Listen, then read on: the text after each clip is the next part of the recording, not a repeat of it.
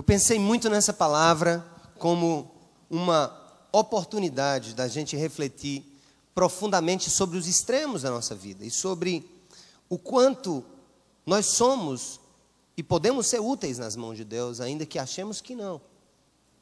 Ainda que achemos que há muita coisa a ser feita, muita coisa a ser corrigida, muita coisa a ser organizada na nossa vida.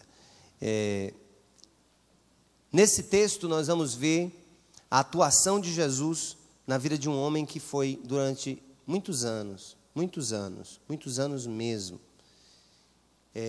dependente e tomado por uma legião de espíritos malignos que tomavam conta da sua vida. Lucas 8, 26. Todos acharam? Todos acharam? Amém, gente? Lucas, viu? Na Bíblia. É na Bíblia esse livro. Bíblia Sagrada. A Bíblia. Lucas. É o Evangelho. Capítulo 8, verso 26. Todo mundo achou? Vamos lá. Muita atenção. Navegaram para a região dos Gerazenos. Jesus, né? Que fica do outro lado do lago, em frente à Galileia. Quando Jesus pisou em terra, foi ao encontro dele um endemoniado daquela cidade. Fazia muito tempo, vamos repetir comigo, fazia muito tempo que aquele homem não usava roupas, nem vivia em casa alguma. Onde era que ele morava? Mas nos sepulcros, no cemitério. Quando viu Jesus, gritou, prostrou-se aos seus pés e disse em alta voz: que queres comigo, Jesus, filho do Deus Altíssimo? Rogo-te que não me atormentes. Pois Jesus havia ordenado que o espírito imundo saísse daquele homem. Muitas vezes ele tinha se apoderado dele. Mesmo com os pés e as mãos, como, gente? Acorrentados e entregue aos cuidados de guardas, quebrava as correntes e era levado pelo demônio a lugares solitários. Jesus então lhe perguntou: qual é o seu nome? É óbvio que ele sabia, mas ele perguntou. Legião, respondeu ele, porque muitos demônios haviam entrado nele. Imploravam-lhe que não os mandasse para o abismo. Uma grande manada de porcos estava pastando naquela colina. Os demônios imploraram a Jesus que lhes permitisse entrar neles, e Jesus lhes deu permissão. Saindo do homem, os demônios entraram nos porcos, e toda a manada atirou-se precipício abaixo, em direção ao lago, e se afogou. Vendo o que acontecera, os que cuidavam dos porcos fugiram e contaram esses fatos na cidade e nos campos. E o povo foi ver o que havia acontecido. Quando se aproximaram de Jesus, viram que o homem de quem haviam saído os demônios estava assentado aos pés de Jesus. Vestido, e de que maneira, gente? Em perfeito juízo. E ficaram com medo. Os que o tinham visto contaram ao povo como o endemoniado fora curado. Então todo o povo da região dos Gerazenos suplicou a Jesus que se retirasse, porque estavam dominados pelo medo. Ele entrou no barco e regressou. O homem de quem haviam saído os demônios suplicava-lhe que o deixasse ir com ele. Vamos repetir comigo. O homem de quem haviam saído os demônios suplicava-lhe que o deixasse ir com ele. Mas Jesus o mandou embora, dizendo: volte para casa e conte o quanto Deus lhe fez. Vamos repetir essa frase? Volte para casa e conte o quanto Deus lhe fez. Mais uma vez, volte para casa e conte o quanto Deus lhe fez. Mais uma vez para encerrar, volte para casa e conte o quanto Deus lhe fez. Assim o homem se foi e anunciou na cidade inteira o quanto Jesus tinha feito por ele. Louvado seja o nome do Senhor, amém? Gente, esse texto aqui é uma das expressões mais claras do que representa o processo de apoderamento da nossa vida. E nos dois extremos desse apoderamento. Quando sem o Senhor, nós vivemos guiados pelos nossos desejos e as nossas vontades, e como a palavra diz, guiados, é óbvio que em níveis diferentes, pelo príncipe desse século e de todos os seus membros do exército diabólico, e como esse processo pode ser automaticamente trocado por Deus e transformar algo inútil de uma hora para outra em algo que pode ser de uso nas mãos dele.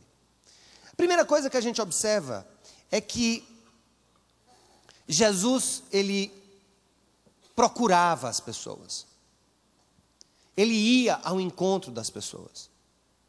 Ele procurava os perdidos. Ele andava de lugar a lugar com propósitos pré-determinados, com planos celestiais muito bem traçados. E ele ia atrás das pessoas com objetivos específicos.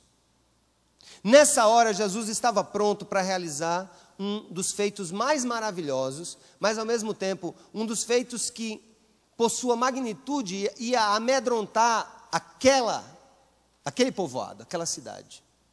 Quando ele chega, ele atravessa o mar da Galileia, ele sai da Galileia e vai para o outro lado do lago, ou seja, na parte da frente do território da Galileia. Jesus vai para a região dos Gerazenos ou Gadarenos, em algumas traduções. E um dos fatos que foram tratados nessa cidade, eu acho que vocês observem que Jesus, ao chegar na região de Gadara, ou dos Gerazenos, Jesus teve basicamente esse evento. Ele não se prolongou para outras coisas, foi esse evento apenas. O evento desse homem que encontrava-se, segundo a Bíblia, há muito tempo, dominado por espíritos malignos, por demônios, que o lançavam no chão, que quando ele era preso, né, para que não saísse daquele lugar, enfim, ele quebrava as correntes. É importante ressaltar que antes de Cristo, a questão da demonologia, o estudo dos demônios, a revelação dos demônios na Bíblia, ela foi muito tímida. Se você ler o Velho Testamento, você não vai ver casos tão específicos de endemoniamento, de domínio espiritual, como você vê nos evangelhos. Você nem vê tanto também nas cartas. Você vê alguns episódios no livro de Atos, mas você vê o quanto Jesus veio ao mundo e o quanto a presença dele era uma presença que detonava processos. Por si só, a presença do Filho de Deus fazia com que processos que estavam acalmados, porque é de se estranhar uma coisa. Percebam uma coisa nesse texto. Nós vemos aqui que o povo ficou com medo depois que Jesus expulsou o demônio. Não foi? E o demônio foi para os porcos. Mas eu fico pensando, com medo depois que ele expulsou, não era para estar com medo do cara antes? Isso nos faz ter uma ideia de que talvez a própria população de Gadara não tivesse uma ideia exata do que dominava aquele homem. E nós sabemos que os limiares entre certas expressões psiquiátricas e o endemoniamento, às vezes estão muito próximas. Por isso que precisamos ter muita cautela no tratar disso. E é interessante falar com psiquiatras cristãos, que são cientistas na área da medicina, e que, sabe, Deus tem dado graça para saber discernir o que pode ser, de fato, uma doença psiquiátrica ou uma possessão demoníaca. E há algumas questões que se põem como provas e contraprovas desse processo. E uma delas é que o doente psiquiátrico, naturalmente, não tem nenhuma ojeriza ao nome de Jesus, nem à cruz. Mas, nesse caso, a presença manifesta de Jesus no território de Gadara produziu já, ao encontrar-se com aquele homem, uma manifestação sobrenatural. É óbvio que quando a Bíblia diz que eram demônios, é porque quem relata isso é São Lucas, a partir do próprio testemunho apostólico, daqueles que de Jesus aprenderam esses fatos. Não eram fatos comuns, não eram fatos corriqueiros. Mas na vinda da revelação do próprio Deus em carne na terra, para destruir as obras do inimigo, momentos como esse são muitas vezes necessários para que a glória de Deus seja exaltada no meio das pessoas e dentre as pessoas. Mas no caso aqui de Gadara, o que produziu foi medo nas pessoas. Posso até dizer que elas talvez precisassem de uma libertação também, porque tiveram medo da libertação. Que coisa mais troncha o que aconteceu aqui. O primeiro ponto dessa mensagem, gente, é que, de fato, nós observamos que Deus procura as pessoas, e Jesus foi ao encontro daquele homem. Mas uma segunda lição muito importante desse texto é que há sim manifestações sobrenaturais das trevas, que podem tomar níveis os mais diversos possíveis. O inimigo das nossas almas, ele atua na vida das pessoas basicamente de duas maneiras: oprimindo-as ou possuindo-as. Observe que Jesus não foi nunca possuído, não poderia ser, ele é o próprio Deus, mas Jesus foi oprimido por Satanás na tentação do deserto. Ele sofreu dor, ele sofreu dano emocional. O inimigo tentou conduzi-lo de alguma maneira. Não possuindo, mas conduzindo, tentando conduzi-lo a partir da mente.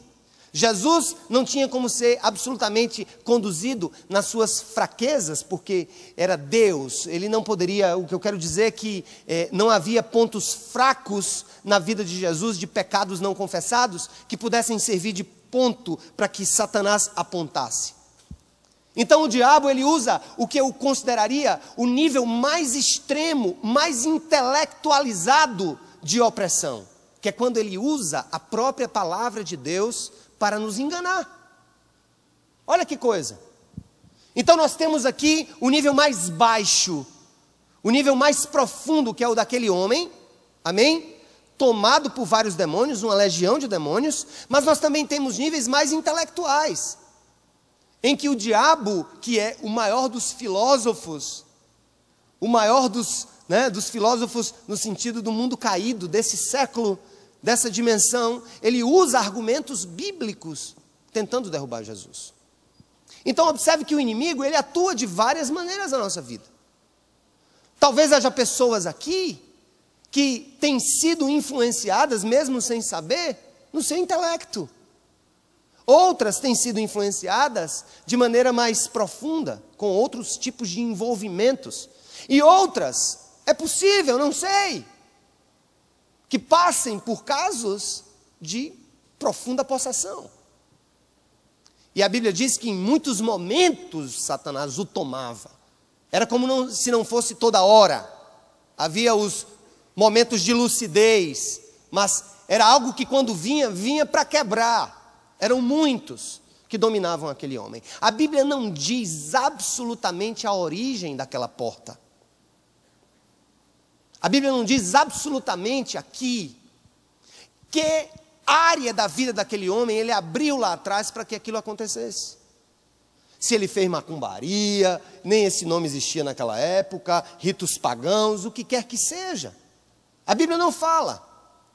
E eu quero muito alertar para vocês sobre um excesso de busca intelectual sobre a razão de ser de todas as coisas que acontecem na vida das pessoas.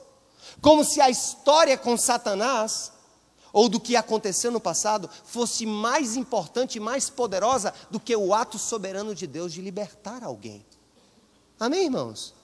Então, tem gente que aplica verdadeiras terapias espirituais para se entender portais e portões e coisas, onde é que foi que abriu, qual foi a simpatia que fez, e papapá, parapapá. E nesse caso, o que nós vemos é o seguinte: a Bíblia nem menciona o que levou aquele homem àquele estágio de dependência. Diz apenas que ele estava ali, em um estágio total de dependência, e que Jesus veio naquele momento, naquela hora, e interviu imediatamente naquela hora, a ponto de um moribundo, alguém que andava nu se vestiu, alguém que andava para lá e para cá pelos túmulos se sentou, e alguém que passava o tempo gritando parou para ouvir a voz do Senhor. Ou seja, Jesus, o Espírito Santo, o poder de Deus sobre a vida de alguém é algo tão poderoso, é algo tão grandioso, que quando Deus quer agir, Ele não precisa de terapias ou tratamentos, Ou sessões e sessões e sessões e sessões e sessões. Às vezes eu tenho a impressão que quando pessoas passam demais por sessões, de expulsa demônio, expulsa demônio, expulsa demônio, é porque não tiveram ainda um encontro com Jesus. Porque quando se tem um encontro com o Deus vivo, e se é tomado pelo poder do Espírito Santo, não é possível absolutamente a permanência de nenhum espírito maligno a controlar a nossa vida. Porque Deus é soberano sobre eles. Amém, gente? Martinho Lutero dizia que até o cão é o cão de Deus. Mas é interessante, para mostrar o que? A autoridade, a soberania, o domínio. Por isso que nós não podemos focar em libertação, sem focar no que é principal, que é conversão. Não adianta a sessão de descarrego, não adianta o que quer que seja, fila para ungir com isso, com aquilo, sabe, tapa de anjo nas orelhas, o que for. A conversão, o encontro, o arrependimento, o cair as escamas, esse ato poderoso de Deus a ganhar o nosso coração. Agora,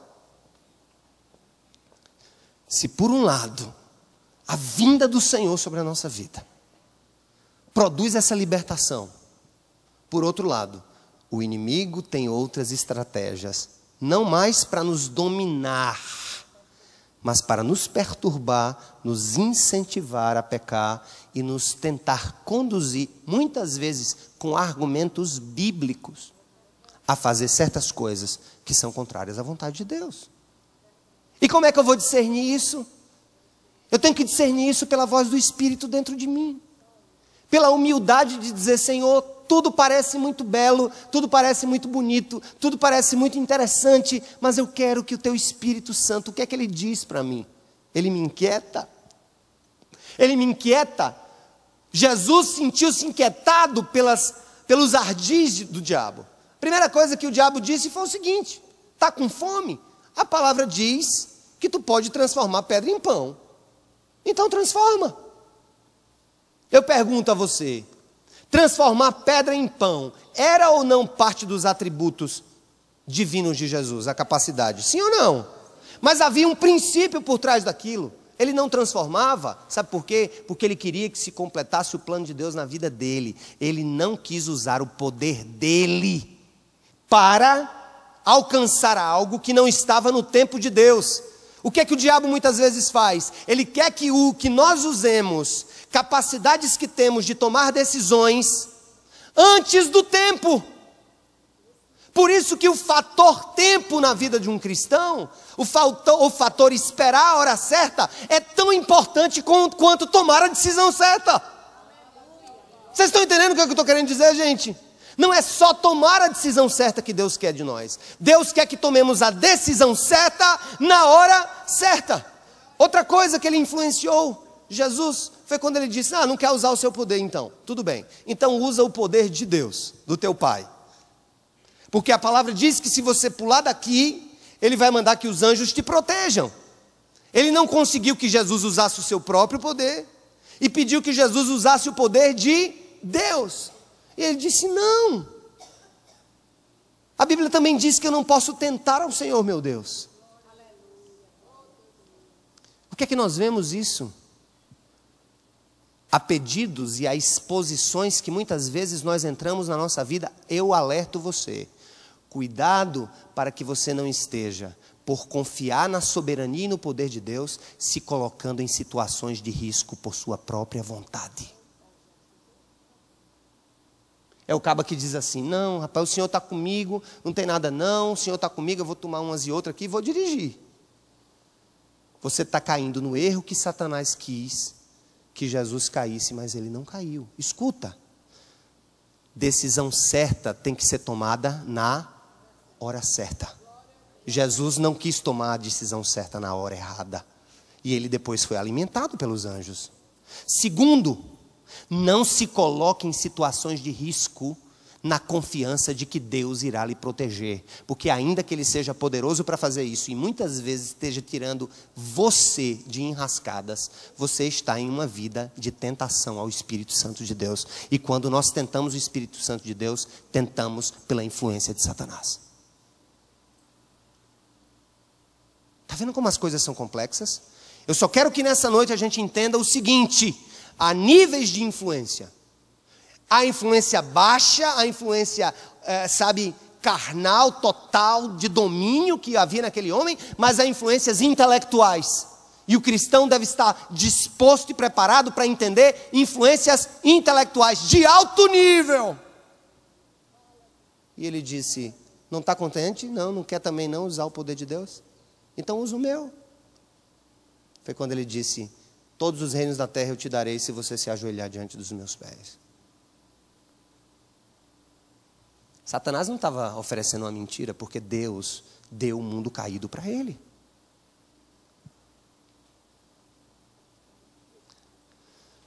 E aí vem um terceiro nível, que Jesus também não caiu, de usar o poder do diabo. Tem muito cristão usando o poder do diabo, porque está sendo levado pelos olhos de cobiça, de inveja e de querer ter direitos que de fato não tem.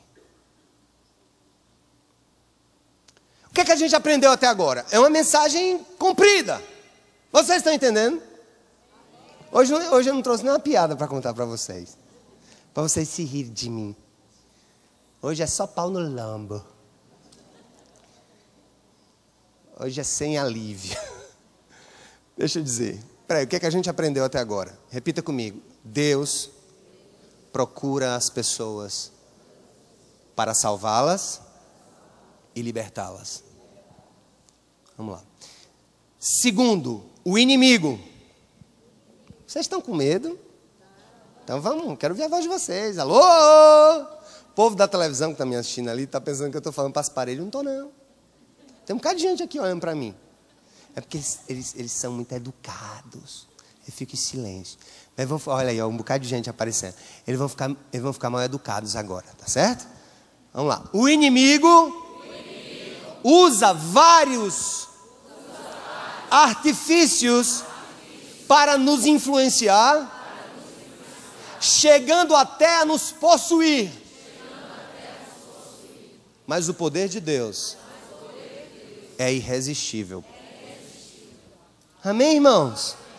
Tanto o poder da oração que chega para o possuído e diz: sai em nome de Jesus, como essa fala que eu estou dando aqui. Eu não estou expulsando o demônio de ninguém, mas eu estou abrindo o olho para um nível mais requintado de influência. Aleluia! Estão entendendo qual é a jogadinha? Estou expulsando demônio de ninguém, mas eu estou, pela palavra, alertando os meus irmãos e irmãs sobre o que a Bíblia chama de vãs sutilezas. Sobre isso. Mas aí nós vamos começar a entrar em um ponto muito interessante, muito bonito no texto. Abra o texto, mais uma vez.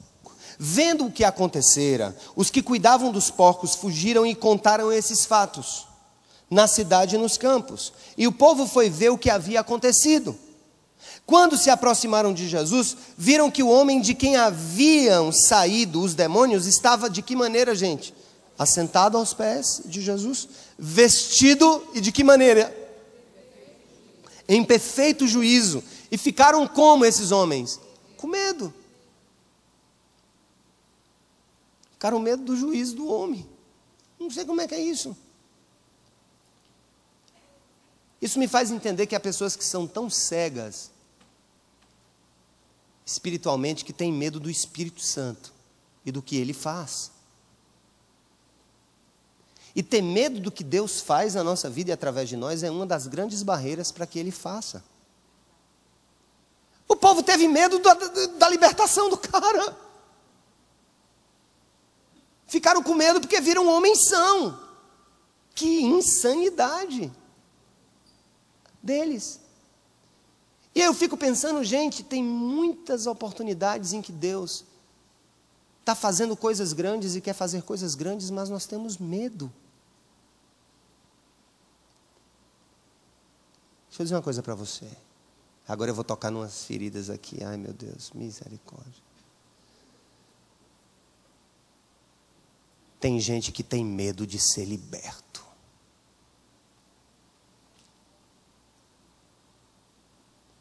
Porque a escravidão é algo que, embora seja danoso e contrário à vontade de Deus, parece que produz uma certa acomodação na própria vida e na vida dos circundantes. Aquele homem vivia de sepulcro em sepulcro, quebrando corrente, mas já havia tanto tempo que ele parecia ter se acostumado com a própria situação e as pessoas que o cercavam também. E eu fico pensando que tem gente que tem medo de ser liberto. Deus quer libertar de um relacionamento, mas tem medo. E aí, o que é que vai acontecer comigo? A situação não era a melhor de todas, mas o status quo estava mantido. Vocês estão entendendo, gente? Eu tenho um vício, estou me acabando, está acabando comigo esse vício está acabando comigo, eu sei disso, está acabando comigo. Deus quer me libertar, Deus quer intervir nisso também, porque o nosso corpo é templo do Espírito. É muito mais que está dizendo, é pecado isso, aquilo. Não, o nosso corpo é templo do Espírito. Isso é bem mais profundo do que qualquer coisa. E Deus quer nos libertar, mas não temos medo. E aí, o que é que eu vou fazer? O que é que eu vou fazer sem aquela bebida diária? O que é que eu vou fazer sem, sabe, aquela droga diária? Como será a minha vida? Gente, a coisa é tão profunda que o inimigo às vezes usa situações na nossa vida e produz uma série de acomodações psíquicas em nós, que nós temos medo da própria libertação, temos medo de ver as campinas de Deus, temos medo de saltar do alto do monte e dizer assim, eu não sei o que me espera, mas sei que vou nas asas do meu Senhor. Deixa eu perguntar uma coisa a você. Que área da sua vida, Deus, você sabe, e o Espírito está tocando nesse exato momento em você, precisa ser mudada, mas você tem medo, tem receio de que isso aconteça? Eu conheci uma irmã que durante muitos anos viveu um relacionamento adulterino com um homem casado. Ela sabia que precisava deixar aquele relacionamento, ela sabia que precisava deixar aquele homem, sabia que precisava deixar aquilo, que era contra a vontade de Deus, mas ela tinha medo de não conseguir fazer a feira no mês posterior, porque era alimentada, sustentada por aquele homem. Que medo você tem de dar o grito de libertação em sua vida? Que medo nós precisamos ter? Aquele homem tomado por demônios durante anos, ele se aproxima de Jesus de maneira categórica, e ali naquele momento Deus o liberta de todos os seus males. Naquela hora, escuta, irmãos e irmãs, eu vou dizer uma coisa para você, não há nada do que Deus nos liberte que não seja semente para a colheita de coisas muito mais infinitamente melhores. Eu quero mexer com sua autoestima.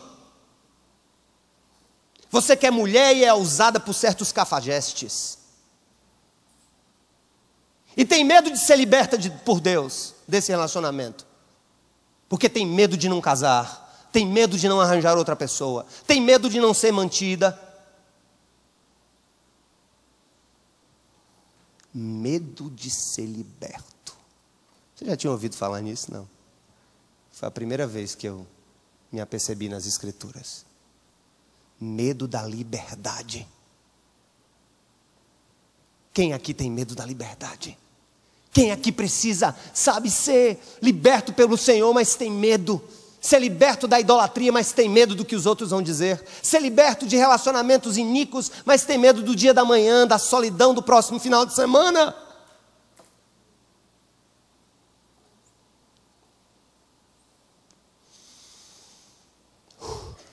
Aprendi hoje, repita comigo, que o Senhor procura pessoas para libertar. Pois o inimigo tem várias maneiras de nos conduzir ou nos controlar. Mas de todas elas, o Espírito Santo tem poder para nos libertar. Entretanto, muitos têm medo da liberdade pelas consequências que ela pode trazer. Eu acho que o medo da liberdade começa na Bíblia, sabe aonde? Um dos atos mais claros assim de medo da liberdade, o povo do Egito, que foi libertado do Egito. Quando Deus liberta o povo do Egito, começaram a ter medo. Os caras eram escravos, construíram ali aqueles monumentos para os faraós. Eram obrigados a adorar aqueles deuses estranhos. Foram escravos durante 400 anos. Deus os liberta, eles vão para o deserto, mas eles têm medo. Eles têm medo da privação temporária. Porque escuta, vou usar o Egito como um modelo de escravidão, libertação desértica e consumação dos planos de Deus.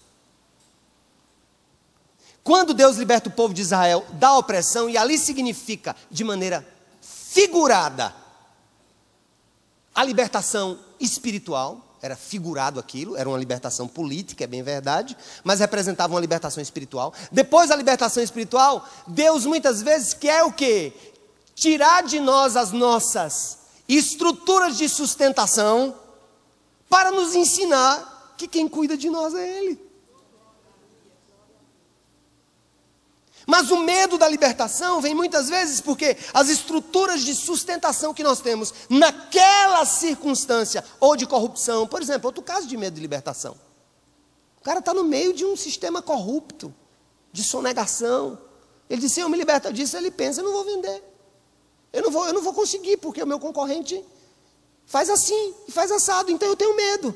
Então o que é que Deus quer fazer conosco? Escuta, gente. Deus, quando nos liberta, Ele tira as estruturas antigas de sustentação da nossa alma. E quando Ele faz isso, Ele não quer tripudiar de nós. Ele só quer dizer o seguinte, eu cuido de você. Amém, irmãos? Então tenham medo. Aí vem agora para a parte final da mensagem. Olha como Deus pode mudar as nossas vidas em uma mensagem. Hoje Ele pode fazer isso em um momento, em uma circunstância. O que é que aconteceu com aquele homem? O que foi que ele pediu a Jesus? Depois que ele foi liberto. Deixa eu caminhar contigo? Deixa eu ir visitar os outros lugares? Jesus deixou ele ir ou não? Alguns olham para esse texto e dizem assim, mas rapaz, que Jesus foi tão insensível com o bichinho. E olha que o único ato de Jesus naquela região foi com aquele homem. Ele não ficou lá mais. A Bíblia diz que ele pegou o barco e voltou. Por que Jesus não deixou aquele homem com ele?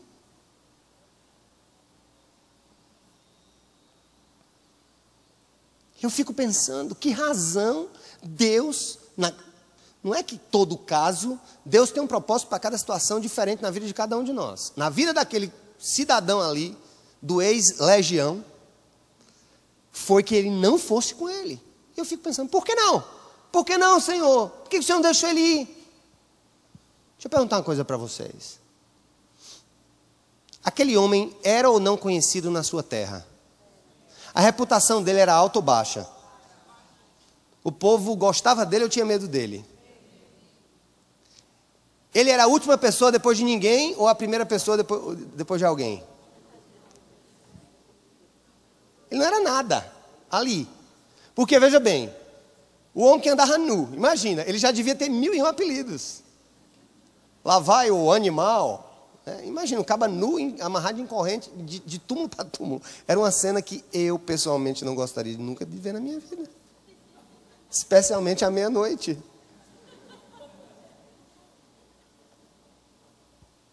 Concordam comigo? Então, aquele homem, ele era nada depois de nada. O fato de Jesus ter deixado aquele homem em casa tinha um objetivo. Que o nada depois de ninguém fosse o instrumento que o próprio Deus ia usar para a conversão dos que se achavam alguém.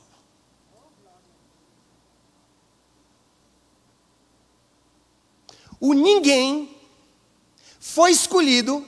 Foi que Jesus diz a ele: vamos para o texto para não inventar as coisas aqui. Mas vamos lá, o que é que diz aqui? O que é que Jesus diz a ele? Eu quero as palavras de Jesus, vamos lá. Volte para casa e conte o que Deus lhe fez. Mais uma vez, volte para casa e conte o quanto Deus lhe fez. Assim o homem se foi e fez o quê? E anunciou. Aonde? Na cidade inteira. O quê? O que Jesus tinha feito por ele. Sabe o que eu estou pensando aqui? Que meu Deus é tão bom, que meu Deus é tão maravilhoso, que ele pega uma prostituta que se converteu, ele pega um caba que não tem futuro nenhum na sociedade que se converteu, pega alguém que ele libertou, um nada depois de ninguém, e diz: esse nada depois de ninguém, eu vou fazer alguém que vai falar para as pessoas sobre o que eu sou capaz de fazer. E aquele homem tornou-se o primeiro missionário da região de Decápolis, da cidade de Gadara, o primeiro missionário sem treinamento, sem seminário, sem dias de aula de discipulado, sem aula de escola bíblica, sem culto na cidade viva. Ele tinha uma coisa que era poderosamente capaz de o fazer útil nas mãos de Deus. Aquele homem, a partir daquele momento, talvez tinha que comprar todas as roupas porque não tinha mais, tinha que refazer todos os relacionamentos porque todos tinham se quebrado, tinha que fazer toda a reputação, mas a partir daquele momento ele tinha um poder incomparável. O poder do Espírito Santo passava a guiar a vida dele, e isso era a única coisa que ele precisava para voltar a ser alguém. Amém? Quando eu falei que ia falar de libertação, acho que muita gente esperou que eu saísse aqui com óleo aqui hoje. Não, porque eu estou fazendo exorcismo no nível intelectual. Esse é o mais complexo.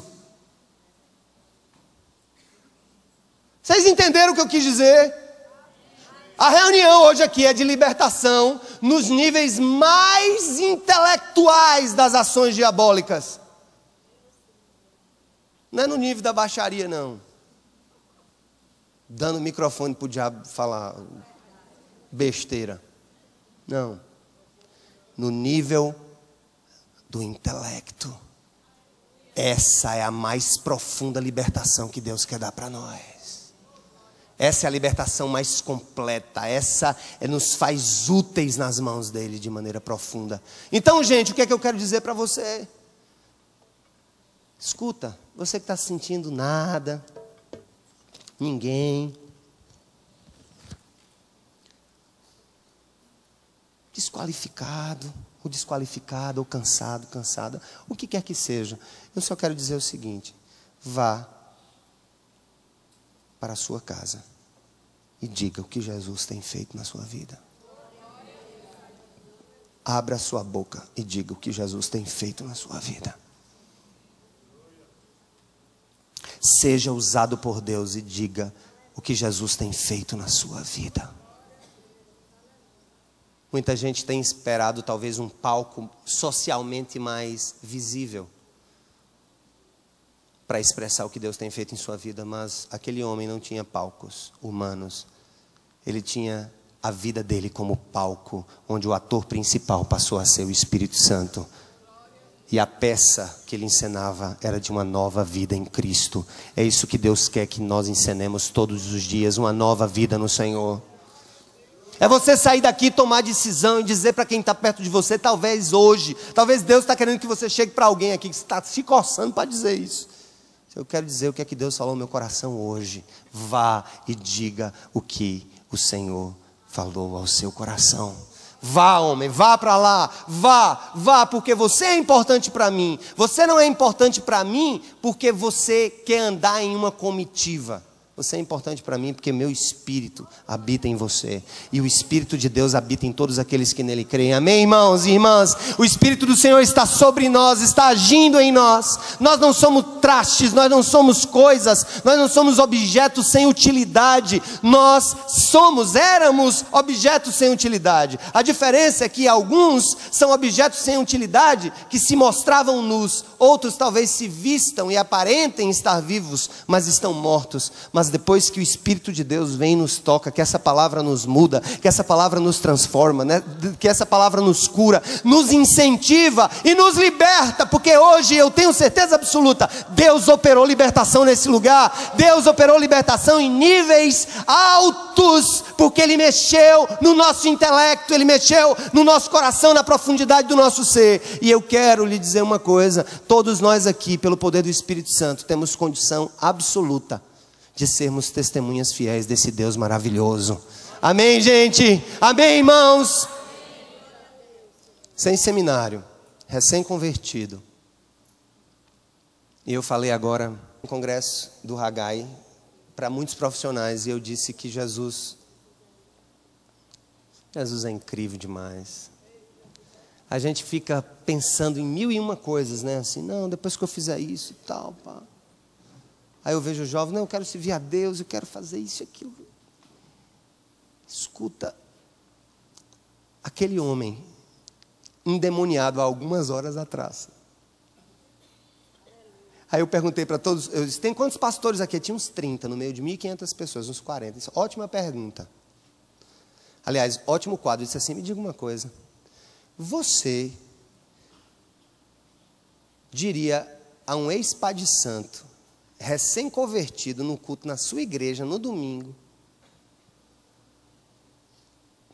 para que ele fosse servir de missionário no meio de uma cidade? Já pensou? Todo mundo ficou assim. Pois Jesus fez isso com um ex-endemoniado. Nós temos que entender mais o que significa ter o Espírito Santo. Preste atenção. Nós temos que entender o que significa o poder do Espírito Santo aqui, ó.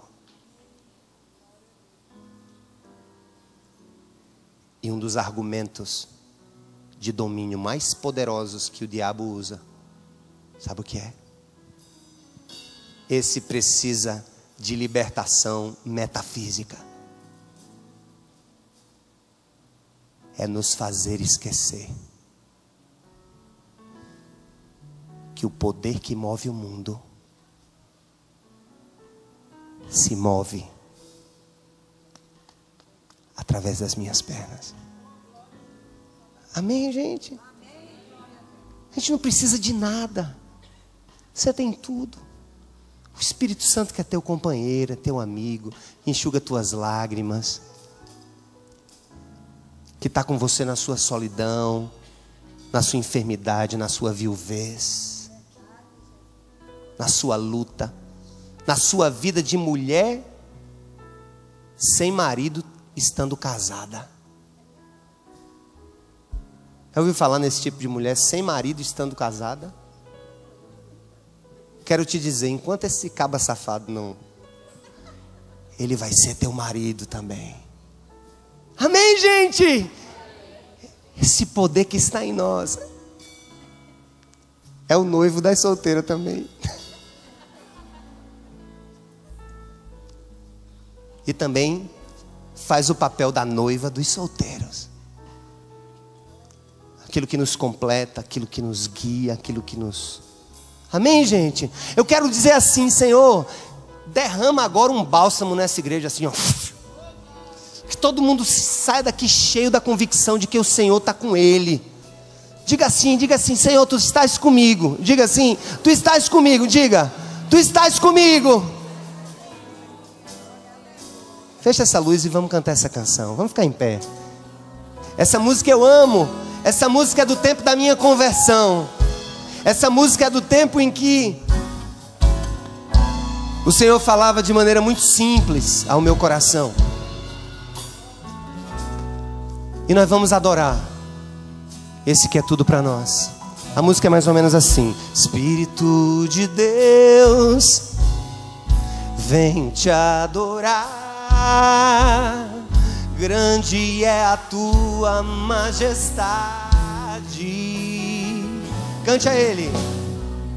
Sempre aos teus pés vou querer estar, pois em minha vida és o... Mais uma vez, vocês. Espírito de Deus, vem te adorar, grande é a tua majestade. Sempre aos teus pés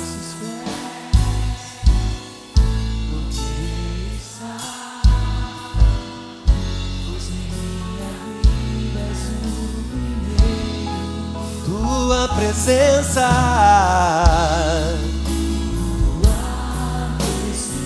nos alegra, nos alegra. És bem-vindo neste lugar. Tens a liberdade, a tua verdade reinará.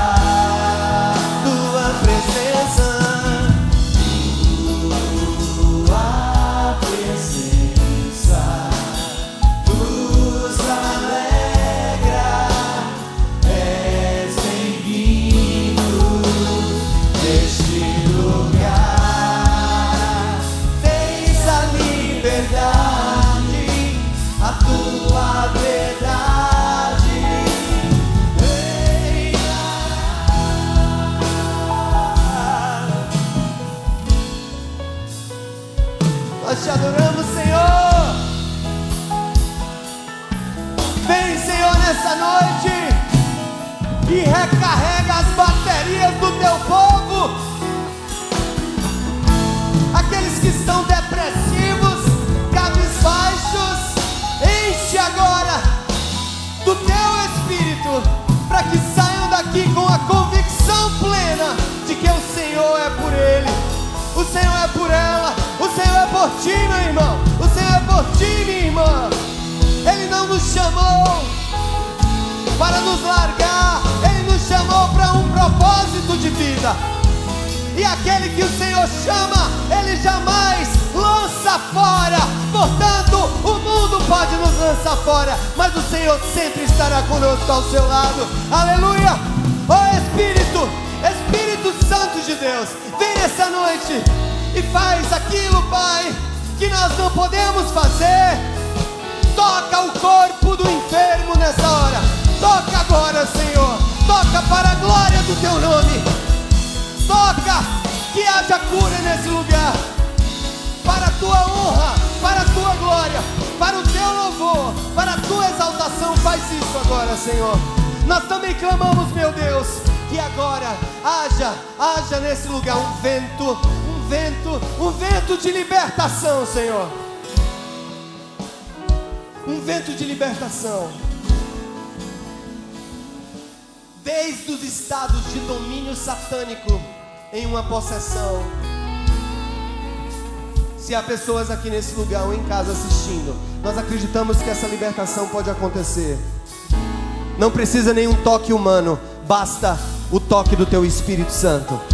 Nessa hora, Pai, no nome de Jesus, aqueles que têm sido atormentados por espíritos malignos, dominados como aquele homem, nessa hora, na autoridade da igreja de Jesus, dada a ela pelo Senhor, passada pelos santos apóstolos e marcada nas Escrituras, nós proclamamos agora, no poder do nome de Jesus, que nessa hora, Satanás, seus anjos, suas legiões, que libertem essa vida, esse corpo, agora, em nome de Jesus, em nome de Jesus, em nome de Jesus, em nome de Jesus.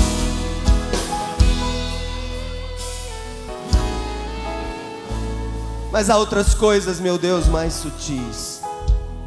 Não são possessões, mas são direcionamentos sutis do nosso inimigo, nos fazendo tomar decisões antes da hora, mesmo tendo poder para tomá-las. Nos fazendo, Senhor, também nos colocar em situações de risco, tentando o Teu nome. Nós não queremos tentar o Teu nome, porque o Teu nome é santo. E também, Senhor, vendendo a nossa liberdade para receber das mãos que não são Tuas aquilo que agrada os nossos olhos, mas que só nos afasta de Ti, Senhor. Nós não queremos as panelas de carne do Egito. Nós queremos o maná que desce do céu. E nessa hora, Senhor, é algo muito mais profundo, porque passa pelo intelecto, passa pelas decisões, pelas emoções, pela alma, pela construção de anos, pelo gênio, pela personalidade. Eu te peço, Senhor, que o poder do Teu Espírito Santo esteja em ação agora também, libertando, Senhor, agora, em nome de Jesus. Em nome de Jesus, libertando, Senhor, a nossa mente, os nossos pensamentos, as nossas decisões, e enchendo com o Teu Espírito. Vem, Espírito Santo de Deus. Realiza agora milagres, Pai, de norte a sul, de leste a oeste, aqui nesse lugar, Senhor. Pega na mão de cada um dos Teus filhos e filhas e caminha com eles, Pai, pelas estradas da vida. Nos ensina os Teus caminhos, os Teus propósitos. A Tua bondade não tem fim, a Tua graça não tem fim. O Teu Espírito está em nós, habita em nós, nos conduz, nos aperfeiçoa e nos faz a cada dia mais parecidos com Jesus. Por isso que nós queremos, Senhor, dizer que Tua presença nos alegra e que Tu és bem-vindo em nossa vida. Tua presença, Tua presença nos alegra. És bem-vindo neste lugar. Tens a liberdade, a Tua verdade reinará. Tua presença nos alegra. Tua presença nos alegra. És bem-vindo neste lugar. Tens a liberdade, a Tua verdade reinará.